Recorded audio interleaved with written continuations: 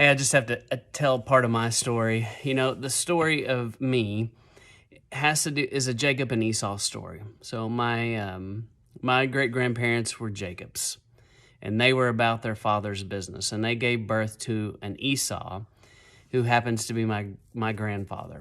And my grandfather did what he wanted. He married another Esau. They did what they wanted. They had children that did what they wanted. And they weren't that interested in following Yah or keeping his commandments.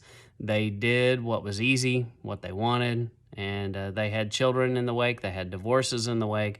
I'm the product of a mother that was married 3 times, divorced twice, and got into alcoholism, got into drug abuse, and ended up, committing suicide at an early age. And fortunately for me, the Father did hear my cry, and I cried out at a young age, "Father, please send me a father, a godly father, a father who loves you and follows your way."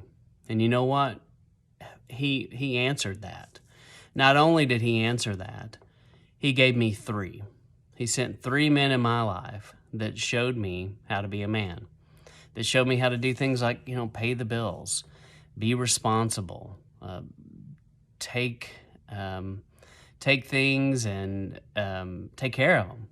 How to do that, and why you should do that, and just about how to protect your family, and how important your name was, and your reputation, and just simple things like handshakes, looking people in the eye, hard work, discipline.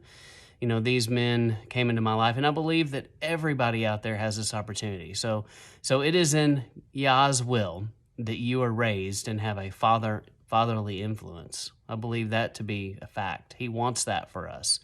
And so if you're young and you're out there and you don't have a father, pray for Yah to send you men that can help you with this. And he will. I believe that is within his will. There are a lot of things we can pray for. We can pray for a new car. I don't know if that's always in his will, but having a father, that's in his will, an earthly father. And so he sends people our way, and we can listen to them, and or we can ignore them. And sometimes, the hard part is the discernment and knowing who he sent in your life. But I firmly believe that if you are fatherless, pray for a father. He'll send you one. He wants you to have a father, a good earthly father, so you can understand him and how he works.